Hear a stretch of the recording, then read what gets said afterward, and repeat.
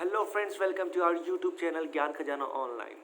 और आज हम इस वीडियो में आपके साथ अपना पर्सनल इंटरव्यू एक्सपीरियंस शेयर करेंगे, जो कि मैंने अभी रिसेंटली 31 जनवरी 2020 को IBPS PO का इंटरव्यू मैंने लखनऊ में जो कि कंडक्ट कराया गया था, मैं वहाँ भी देखे आया हूँ। तो मैं सोचा कि अभी तक जब तक रिजल्ट नहीं आता उस क्यों ना हम आपको एक इंटरव्यू का आइडिया दे दें, जो हमारे नया एक्सपीरियंस है, जो अभी फ्यूचर के बैंक एग्जाम्स के लिए तैयारी कर रहे हैं, जैसे कि SBI PO, RRB PO और IBPS PO। उनको ये क्वेश्चन अपना अगर वो क्वालिफाई करते हैं तो उनको ऐसे क्वेश्चंस अपने ध्यान में रखते हुए इंटरव्यू को प्रिपेयर करने में काफ़ी हेल्प मिलेगा।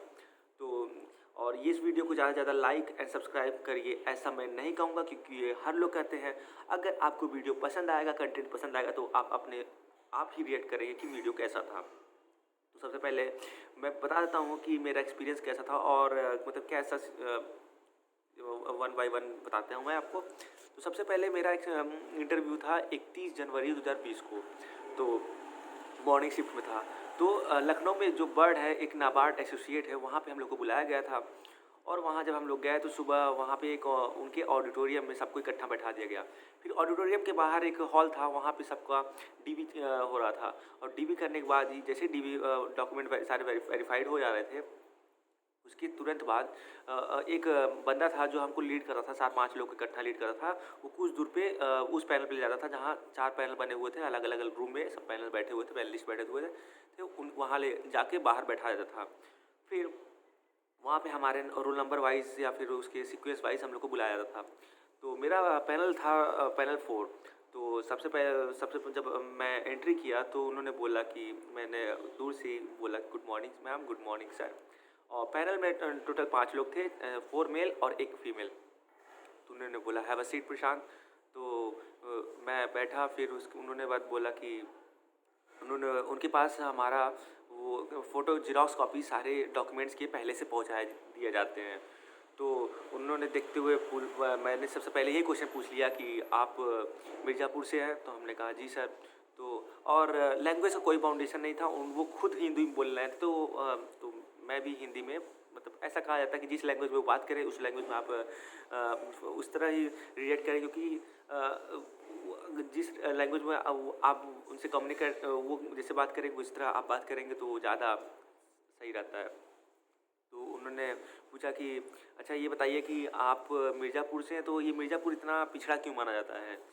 और फिर उसके बाद उन्होंने तुरंत दूसरा क्वेश्चन पूछ लिया कि अच्छा मिर्ज़ापुर की कुछ खासियतें बताइए। फिर उन्होंने पूछा कि आपके पिताजी क्या करते हैं? फिर उन्होंने बोला कि आपने तो ग्रेजुएशन 2018 में कंप्लीट किया है। उन्होंने मुझसे कोई इंट्रोडक्शन नहीं लिया, बस उन्हें ऐसे ही क्वेश्चन पूछते गए।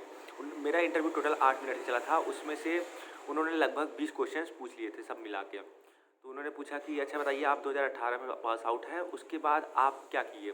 तो मैंने अब बताया कि मैंने 2018 से अभी तक क्या किया, और मैं फिर उसके बाद वो मैंने उनका आंसर बताया।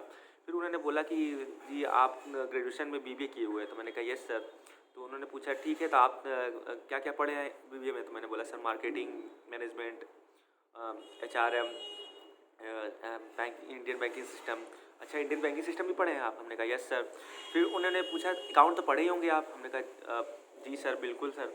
तो वो सबसे पहले मुझसे पूछ लिए कि आप बैलेंस शीट के बारे में बताइए। तो मैंने बैलेंस शीट के बारे में बताया। तो उन्होंने पूछा कि उनके हेड्स बताइए। मैं पहले पूछा बैलेंस शीट क्या होता है, फिर उन्होंने पूछा कि इसके हेड्स बताइए। तो मैंने दोनों एसेट्स एंड लायबिलिटीज़ के हेड्स बताए। फिर उनका दूसरा क्वेश्चन था कि अच्छा ये प्रशांत ये बताइए कि ये आप चेक के बारे में जानते हैं? तो मैंने बोला यस सर। फिर उन्हें बोला चेक के बारे में क्वेश्चन पूछे, कितने प्रकार के चेक होते हैं और इसको कौन इशू करता है, क्या हम लोग इशू कर सकते हैं, ये पूछा। फिर उसके बाद उन्होंने ये क्वेश्चन पूछा। फिर उन्होंने मैं पूछा कि मार्केटिंग मैनेजमेंट क्या होता है? फिर मैंने मार्केटिंग मैनेजमेंट का डिफिनीशन बताया, और हिंदी में ही बताया, क्योंकि वो हिंदी में लगातार पूछे जा रहे, तो मैंने हिंदी में ही सब कुछ आंसर दिया। फिर उन्होंने पूछा मार्केटिंग और सेलिंग में क्या फ़र्क है? उसका आंसर भी मैंने बताया। फिर उन्होंने पूछा कि कस्टमर और एक क्वेश्चन ऐसे कुछ था, मुझे याद नहीं आ रहा अभी।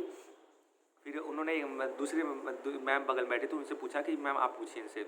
तो मैम पूछती हैं कि प्रशांत आप बताइए कि इस समय की करंट RBI गवर्नर कौन है? तो मैंने उस टाइम, वो तो मेरे लिए काफ़ी ईजी था, तो मैंने बताया। फिर उन्होंने पूछा कि इसमें रेलवे मिनिस्टर कौन है? तो तो मैंने बताया जी कि मिस्टर पीयूष गोयल जी। फिर एक जो तीसरे सर थे उन्होंने पूछा कि सुनने में आया कि अब रेलवे बजट आ रहा है। तो फिर मैंने बोला कि नहीं सर, अब रेलवे बजट अलग नहीं आता है, अब वो कंबाइंड से बजट के साथ ही रेलवे बजट भी मतलब प्रेजेंट किया जाता है। उन्होंने बोला ठीक।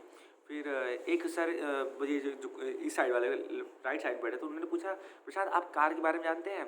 उस टाइम मैं थोड़ा कंफ्यूज हो गया था, लेकिन कंफ्यूज मैं 1-2 सेकंड के लिए फिर दिमाग में स्ट्राइक कर दिया कि उन्होंने CAR कैपिटल एडिक्वेसी रेशियो के बारे में पूछा था। तो मैंने उसको मैंने रात में ही पढ़ा था और मैंने उसको तुरंत जवाब दे दिया। तो वो काफ़ी मतलब इम्प्रेस हुए, क्योंकि वो डायरेक्ट एक एब्रिविएशन वर्ड यूज़ नहीं करते। वो डायरेक्ट ऐसा कार जैसे पूछ लिया, कार उसमें क्या स्ट्राइक करता है, आपके दिमाग में स्ट्राइक करना है कि आप क्या सोच रहे हैं, कार वो वाला कार कि वो CAR आप वो सोच रहे हैं जो बैंकिंग टर्म में आता है। फिर ऐसे ही क्वेश्चन पूछे गया। फिर उन्होंने पूरा मेरे बैकग्राउंड इंडियन बैंकिंग सिस्टम बारे में पूछा कि उसकी RBI की हिस्ट्री बताइए। फिर उन्होंने पूछा कि आप बैंकिंग क्यों ज्वाइन करना चाहते हैं, आप तो क्या बैंकिंग क्यों ज्वाइन करना चाहते हैं, और आपने ये प्रायोरिटी लिस्ट में इलाहाबाद बैंक आपने क्यों रखा हुआ है, उस सब का ऐसा पूछा। फिर उन्होंने पूछा कि फिर उन्होंने मेरे हॉबीज़ के बारे में पूछा कि आपकी हॉबीज़ क्या है। तो मैंने बोला सर क्रिकेट।